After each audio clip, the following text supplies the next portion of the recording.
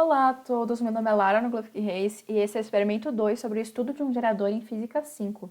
Nesse experimento foi utilizado um simulador de um circuito elétrico. Depois de identificar os elementos desse simulador, foi montado o seguinte circuito da figura 1, adicionado de um amperímetro e de um voltímetro que mede a voltagem útil. Na figura 1 é possível observar um circuito elétrico de um gerador ideal, com a resistência interna da bateria igual a zero, uma corrente elétrica de intensidade I, um resistor de resistência R e uma diferença de potencial V. A diferença de potencial interna da bateria teve seu valor alterado arbitrariamente para 10 volts e a resistência interna R para 2 ohm, permitindo a simulação de um gerador real e circuito correspondente àquele mostrado na figura 2.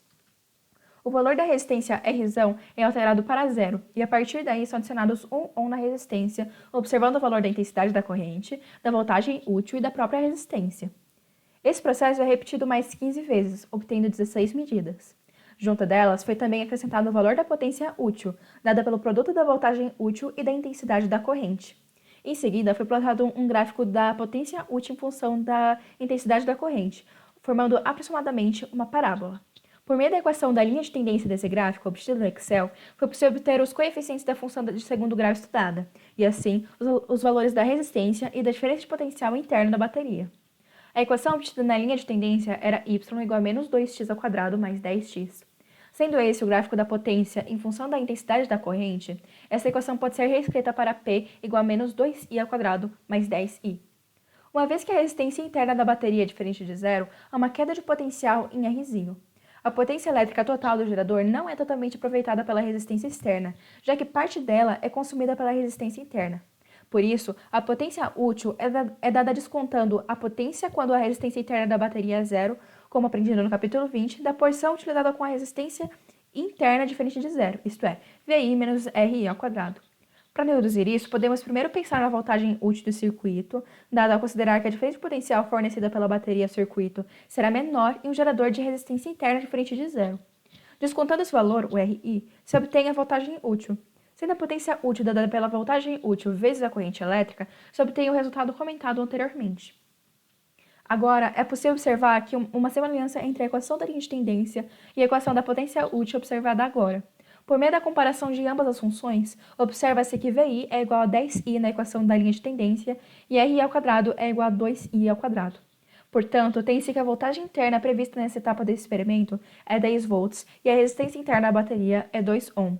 Depois, foi plotado também um gráfico da voltagem útil em função de I, onde foram também obtidos os coeficientes da função por meio da equação da linha de tendência, obtendo a resistência e a voltagem interna da bateria.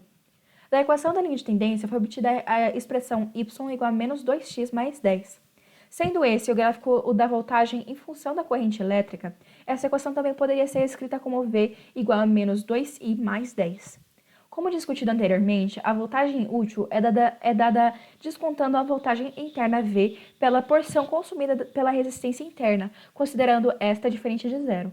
Comparando essa expressão com a obtida por meio do gráfico, é possível observar que também a resistência interna obtida é 2 ohm e a voltagem interna é 10 volts. Assim, os dois gráficos obtiveram resultados semelhantes da resistência interna, 2 ohm, e da voltagem interna, 10 volts. Esses valores estão de acordo com os valores determinados anteriormente para a voltagem interna, 10 volts, e para a resistência interna, 2 ohm, escolhidos arbitrariamente no início do experimento.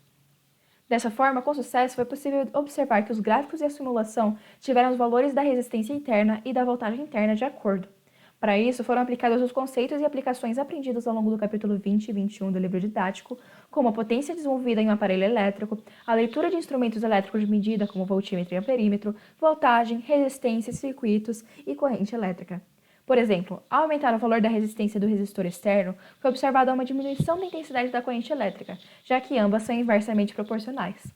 A partir desse experimento, foi possível compreender como a resistência interna da bateria pode interferir em um circuito. Ao considerar um gerador real, isto é, com a resistência interna diferente de zero, a diferença de potencial reduziu.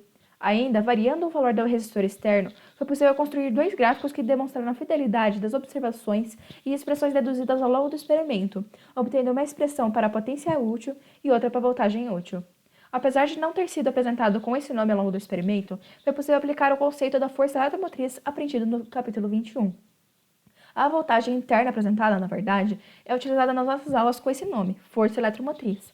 A partir de seu uso, e quando consideramos que a resistência interna da bateria era diferente de zero, foi possível observar que a voltagem nos polos de um gerador nem sempre é igual ao valor da sua força eletromotriz.